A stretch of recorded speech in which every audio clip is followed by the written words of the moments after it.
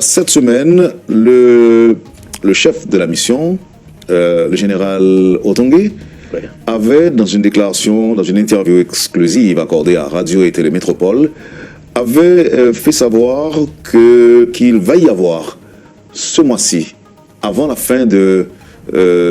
avant Noël, une nouvelle phase dans la lutte contre le démantèlement des gangs. Il avait même précisé que les bandits seront poursuivis jusque dans leur dernier retranchement. Autant dire qu'il y aura pour la première fois des affrontements corps à corps. Ouais. Expliquez-nous.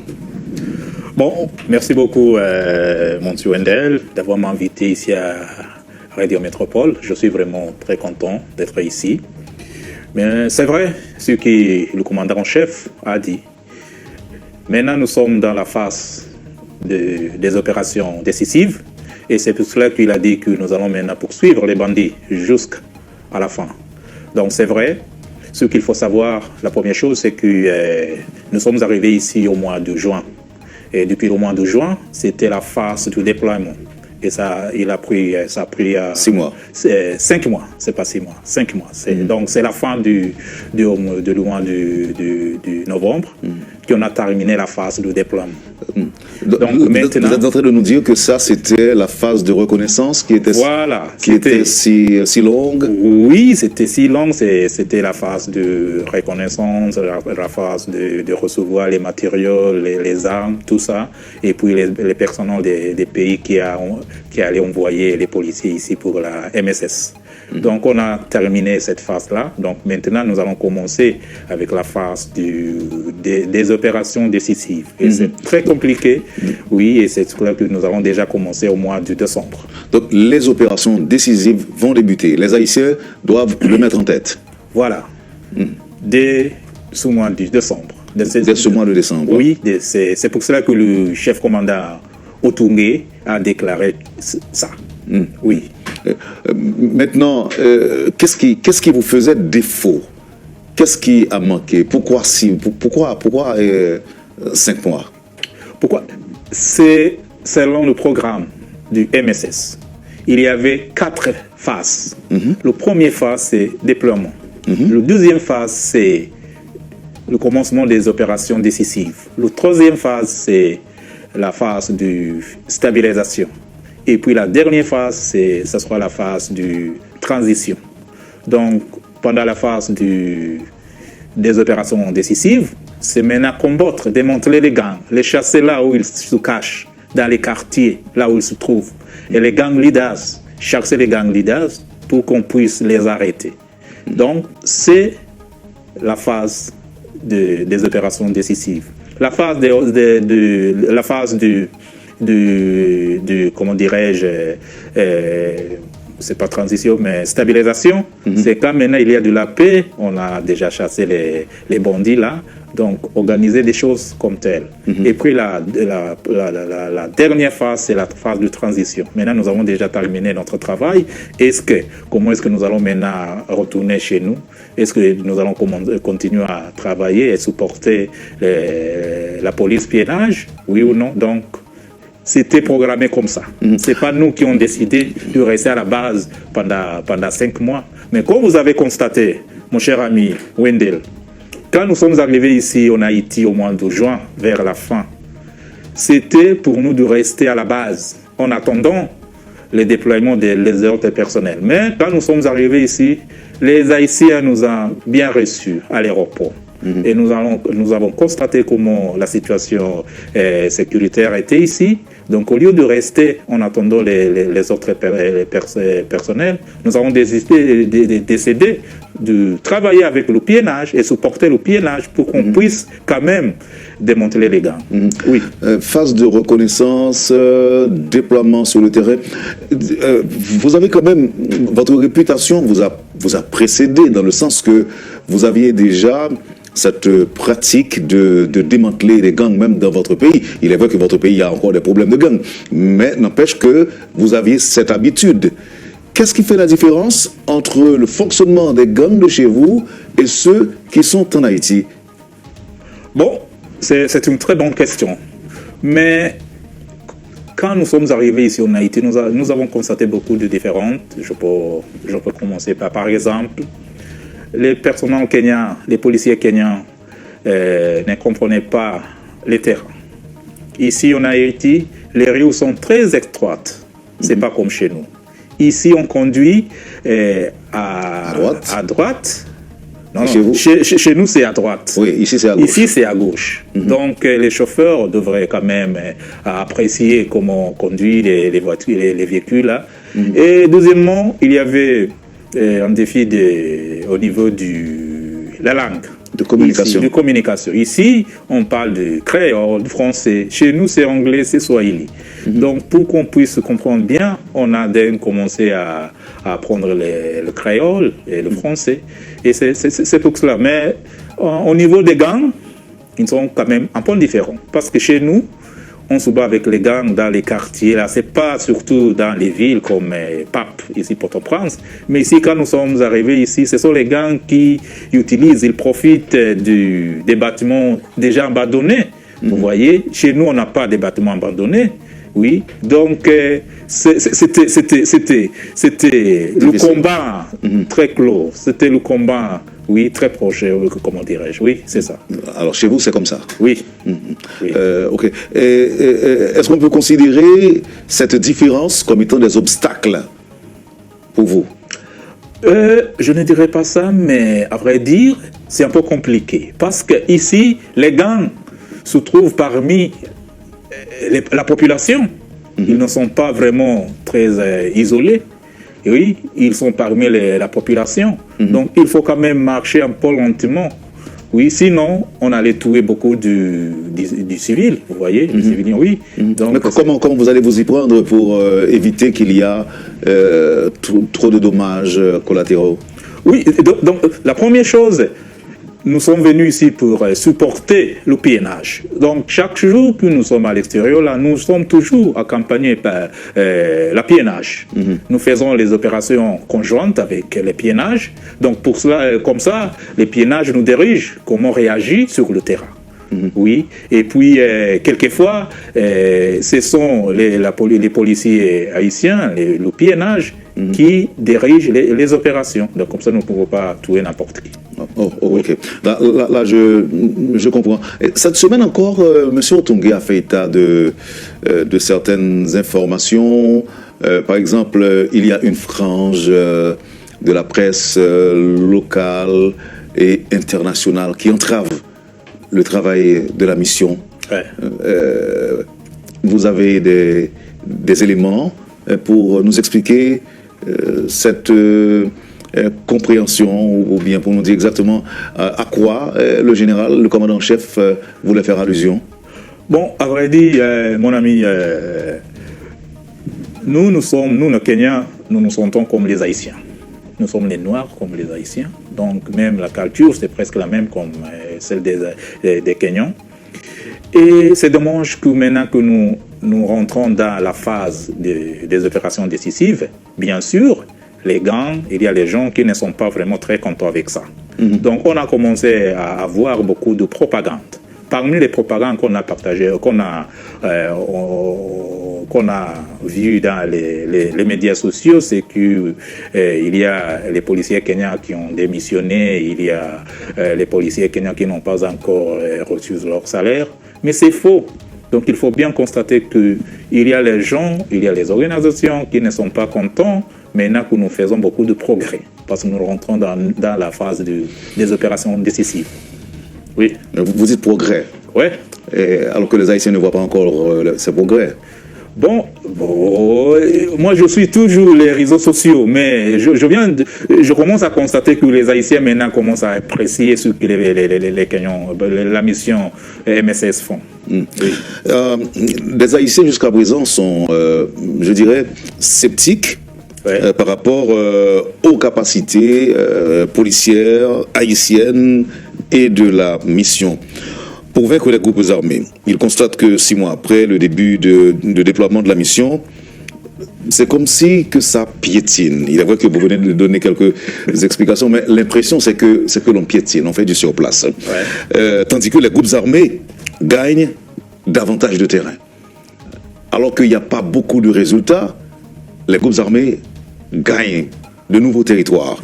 Comment renforcer la crédibilité de la mission aujourd'hui? Bon, moi je comprends la population haïtienne et j'apprécie beaucoup la population haïtienne. Quand nous sommes arrivés ici, la population haïtienne avait beaucoup d'espoir. C'est vrai, la situation était catastrophique, mais la population haïtienne avait beaucoup d'espoir. Donc au lieu de rester à la base en attendant les autres policiers d'arriver, nous avons commencé à travailler avec le PNH. Et ils ont raison pour critiquer ce que nous faisons. Mais à vrai dire, nous avons déjà fait beaucoup de progrès. Pour assurer les Haïtiens, c'est que selon le programme, comment on a programmé la mission MSS, à la fin de 5 mois, il devrait y avoir au moins 2500 policiers sur le terrain. Malheureusement, nous sommes seulement 400 sur le terrain. Donc avec 400, on ne peut pas quand même combattre les gangs comme un groupe de la mission de 2500 personnes. Donc, nous faisons ce que nous pouvons faire avec le PNH. Mais quels sont les obstacles réellement au déploiement des 60%, soit 620 policiers kenyans? Quid des autres contingents? Comment? Vous pourrez répéter un peu? Oui, alors je dis, quels sont les obstacles au déploiement des 60%, soit 620 policiers kenyans? Qu'est-ce qui s'est passé? Et puis, quid des autres contingents? Ça veut dire, où sont les autres contingents? Bon, premièrement, Kenya a promis, notre président a promis, Kenya allait envoyer 1000 policiers kenyans. Ils ont déjà formé, ils sont prêts maintenant à venir ici en Haïti et dans quelques semaines, ils vont arriver ici en Haïti. Ce sont les Kenyans. Donc les 620, les six policiers, ils vont arriver dans quelques semaines. Je ne peux pas clarifier quand, mais dans quelques semaines. Pour les autres pays qui devraient déployer leurs policiers, je sais que les Guatémalens vont arriver. Je sais que le Bahamas, ils vont ajouter leurs policiers ici. Je sais que, comment dirais-je, les Jamaïcains, lui aussi, ils vont ajouter les policiers ici. Donc, vers la fin du mois de décembre, nous allons avoir une augmentation des policiers. Considérable? Bon, disons environ, si tout va bien, peut-être 1000. 1000 autres? Oui, 1000. Mais j'ai appris aussi qu'il y a un dirigeant qui avait promis d'envoyer des militaires ou des policiers en Haïti. Mais à un moment donné, en raison des informations qui circulent selon lesquelles la terreur est partout en Haïti, il avait même demandé à ses agents de ne pas rester en Haïti s'ils se sentent vraiment en danger, de retourner dans leur pays. Vous avez entendu ça? Oui, j'ai bien. Je sais que tu veux parler du Bahamas. En effet. C'est le gouvernement du Bahamas qui a dit ça, mais il a clarifié ça. Ce n'était pas les policiers, les soldats qui sont à la MSS, mais c'était sur leur ambassade, le consulat ici en Haïti. Là, les soldats sont toujours ils travaillent toujours à la MSS, donc ils n'ont pas envie de... Ils ne sont pas partis? Ils ne sont pas partis. Ils ne sont pas partis. Quel est, pour l'instant, le niveau de financement actuel de la mission? Ça, je ne peux pas quand même aller très profondément à expliquer ça parce que ça reste avec Washington, avec l'ONU, avec le Trust Fund, mais je sais qu'il y a beaucoup de pays qui ont promis de contribuer au fonds, donc je suis sûr que ça va aller. Ça va aller. Et ce que vous avez déjà est suffisant pour, pour maintenir les opérations conjointes avec la partie haïtienne? Oui. Ce que vous avez comme fonds? Oui. Comme fonds, oui. Mais même aussi les matériaux, les armes, oui, nous en avons. Oui. Certains gens évoquent la nécessité que vous utilisiez des drones pour mener vos opérations. Comment ça se passe? Est-ce que vous en avez ou bien vous attendez? Nous avons des drones, mon ami, nous avons des drones. Est-ce que vous les utilisez? Oui, bien sûr. Est-ce que ça donne des résultats? Beaucoup de résultats. Comme nous, par exemple, c'est le piénage. Il a les drones. Nous utilisons toujours les drones avec nos piénages. Les États-Unis nous ont donné les drones. Nous utilisons toujours les drones. Nous avons le drone à Port-Sondé. Nous avons les drones à la Police Academy, à l'Académie de police. Oui, nous avons les drones ici à la base. Mais vous savez aussi que les gangs aussi ont des drones. Voilà, je sais qu'ils ont des drones. Et bon, donc comme ça que nous devons avoir les drones aussi. Oui. Oh, ok. Est-ce qu'à l'avenir vous prévoyez d'effectuer des vols à l'hélicoptère, par exemple? Oui. Dans le cadre de vos opérations? C'est déjà programmé, mon ami. Oui, nous avons des pays qui vont nous donner El Salvador, il va nous donner des avions, hélicoptères pour le Guatemala, même chose, pour qu'on puisse employer ici sur le terrain. Vous êtes en train de nous dire que ça va être quelque chose de grandiose, de gigantesque, je dirais? Voilà, parce que c'est nécessaire pour insérer les policiers sur le terrain, parce qu'ici on a constaté que les gangs bloquent toujours des routes. Donc pour y arriver au cas de massacre, au cas d'une attaque, pour arriver sur le terrain, tu trouves que la route est déjà bloquée. Donc, ça sera mieux d'utiliser les hélicoptères et aussi pour les évacuations. Oui. Qu'est-ce que ça vous a dit? À quel niveau vous vous êtes senti interpellé, choqué par le massacre perpétré le week-end dernier sur des membres de la population civile non loin de Cité Soleil? Qu'est-ce que ça a fait sur vous alors que vous êtes là, vous êtes en Haïti? Bon, c'est pas bon. C'est dommage que ça pour arriver quand nous sommes ici en Haïti. C'est pas bon. C'est